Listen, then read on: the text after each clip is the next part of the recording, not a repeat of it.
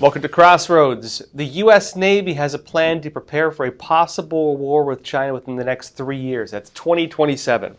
Now, this new strategy, called the Navigation Plan for America's Warfighting Navy, aims for, quote, readiness for the possibility of war with the People's Republic of China by 2027 and enhancing the Navy's long-term advantage by making the Navy, quote, more ready for sustained combat. In other words, not just a quick little battle, but an ongoing combat situation, a war. As well as, quote, prioritizing the People's Republic of China as the pacing challenge. You might remember previous reports we talked about the United States is shifting its kind of focus and the main challenger to the United States from Russia to China, including notably on the nuclear stage. They're now deeming the Chinese Communist Party as a greater nuclear threat than Russia, something we haven't done before. Now, according to this NAV plan, CCP leader Xi Jinping has told his forces to be ready for war by 2027. But the United States Navy will be, quote, more ready. Now, this would be achieved through the implementation of what they're referring to as Project 33, which focuses on preparing the U.S. Navy for that potential conflict again with the Chinese Communist Party at least by 2027.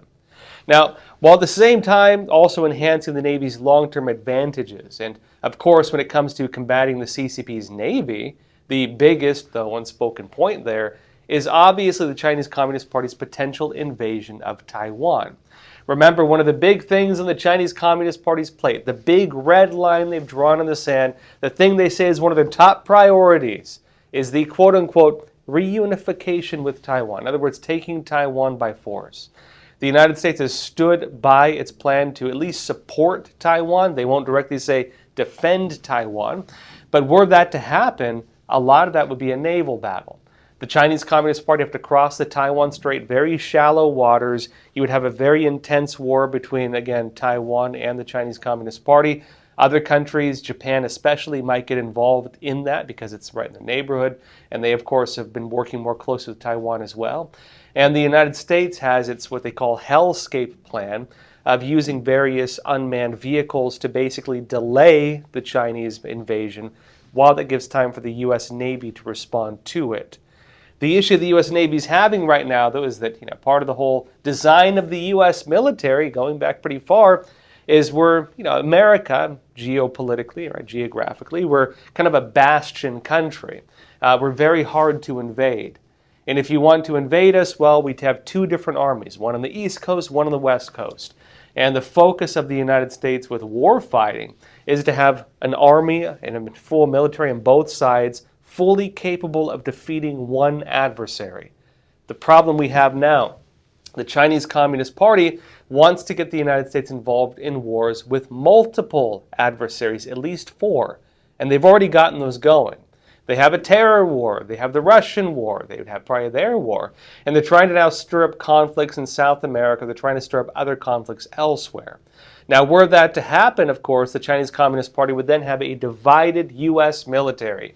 And that division, they believe at least, would mean that they'd be fighting more of a partial U.S. force, not the entire brunt of it. And they believe that that's their opening. Now, that's where this new NAV plan comes into play, and what the U.S. Navy is preparing for that potential scenario. Because remember, it's not just about fighting wars.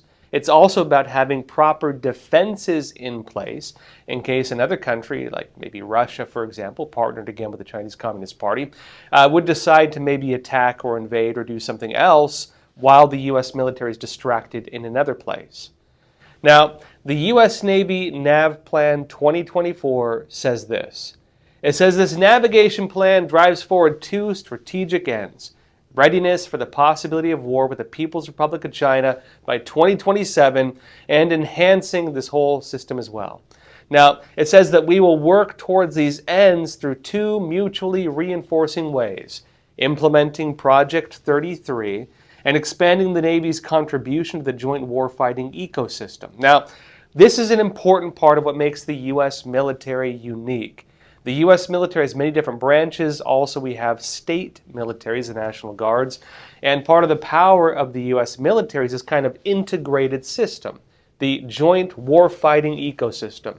A small group of troops on the ground, supported by ships, supported by intelligence, supported by reconnaissance, supported by air support, and all these things working together to make what is otherwise a very small footprint backed with the full brunt of very powerful military.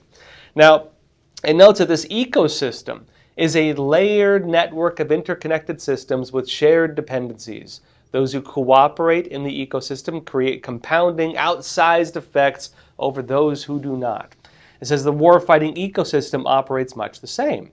A system in which the layered capabilities of each of our military services enabled and are enabled by each other. For example, for one of the big things with modern fighter jets, the 5th generation jets the U.S. is rolling out, they don't just work as maybe things focused on air-to-air combat. They have systems to basically suck up massive amounts of data. They also work hand in hand with, for example, submarines. And again, this system of sensors working together with other, military assets makes it so that it's an integrated system. You're fighting one thing on the surface, but behind that thing, connected to it, is a much larger, much more powerful force. Now, they note the chairman of the People's Republic of China has told his forces, that's Xi Jinping, to be ready for war by 2027. And this navplan says, we will be more ready. And it's a challenge posed by the PRC, People's Republic of China, to our Navy, now goes well beyond just the size of the PLA Navy fleet. It's the People's Liberation Army. It says ships matter greatly, but gone are the days when we assessed threats based purely on the number of battle force ships on tonnage. Through operational concepts like multi-domain precision warfare, gray zone warfare, and interestingly to say, economic campaigns, expansion of dual-use infrastructure, for example, airfields, and also dual-use forces like Chinese maritime militia, and a growing nuclear arsenal. The PRC, the Chinese military, represents a complex, multi-domain, multi-axis threat. Now, given this situation, the strategy seems to address concerns about whether the U.S. military is prepared for a war with the Chinese Communist Party. Now, remember, this is in context of a recent congressional report.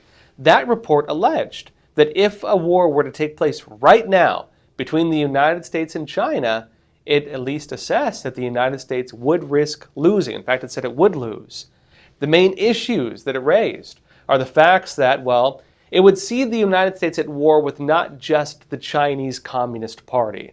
Were we to go to war with China tomorrow, we would not just be fighting China. We'd be fighting a terrorism war, maybe North Korea, maybe Russia, maybe other forces in Venezuela, and other countries would use that opening to, again, expand their conflicts. Remember, of course, the U.S. government is not recognizing Maduro now as a legitimate leader in Venezuela. They're recognizing the opposition leader. If a war were to take place, the United States would be pulled into multiple fronts. The strategy the Chinese Communist Party wanted in place. And also, there's a lot of other issues. The report also noted that the United States does not have a domestic supply chain and manufacturing base that would be able to function properly, at least not for the long term, were it to get cut off from the parts of the world that we need to be able to manufacture ammunition and build new tanks and bombs and guns and everything else. But notably, it appears the United States is working to close all of those loopholes. For example, with the problem of fighting a multiple front war, the United States right now is working very hard to develop allied nations that would be able to stand alongside the United States against the Chinese Communist Party and its forming axis of nations. Meaning, again, if the United States went to war, it would mean that it would have its allies, the CCP would have its allies, and this would be the battle, not just the U.S. fighting this alone. And the United States also, interestingly, is working on new supply chain programs under one of the big narratives of de-risking from China. For example, with rare earth minerals and rare earth materials. We're no longer wanting to be just reliant on the Chinese Communist Party. And, interestingly, the Chinese Communist Party on its side is kind of accelerating that because every time they sanction the U.S. or put restrictions on some of these materials, well, it's not like with chips where, the CCP can't manufacture them. They're not capable of it. We can just go open mines. We can work with other countries and develop actual, profitable businesses in other countries. The benefit is there in doing it. The only reason they're not doing it isn't because they're not capable of it. It's just because, it costs money to do it. And until now, China has been the cheapest source of these materials. There's other options out there. It's not like we need them for it. And so because of this trade war, it's causing the U.S., and not even just the U.S., but Japan and Australia and other countries to begin establishing alternative sources for all of this, breaking the CCP's monopoly in the process. Now, it appears also the United States and its allies are becoming much more alert to the growing threats of the Chinese Communist Party overall. The U.S. Deputy Secretary of State, Kurt Campbell, just declared during a House Foreign Affairs Committee hearing that the threat from the Chinese Communist Party is greater than the threats of the Cold War. Watch. I think there is a recognition that this is the most significant challenge in our history. Frankly, the Cold War pales in comparison to the multifaceted challenges that China presents. It's not just a military challenge, it's across the board. It is in the global south, it is in technology. Now look, that's a pretty major statement. I grew up at the tail end of the Cold War, and I remember, of course, the nuclear threats and people talking about it, and it scared the daylights out of me. Anybody who lived during that time remembers that there was a very real threat of nuclear war.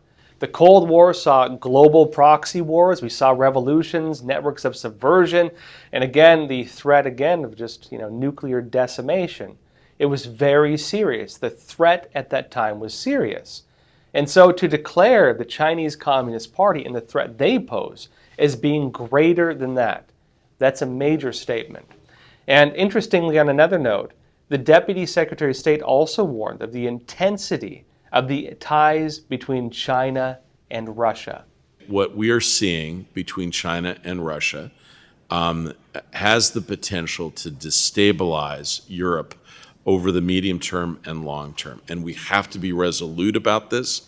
And I will say this is a relationship, guys, China and Russia, that we, the United States, has always had problems with. And frankly, I think we have been slow to recognize the absolute intensity of engagement between President Putin and President Xi. Now, this is important because, for Europe, Russia is probably the biggest concern they have.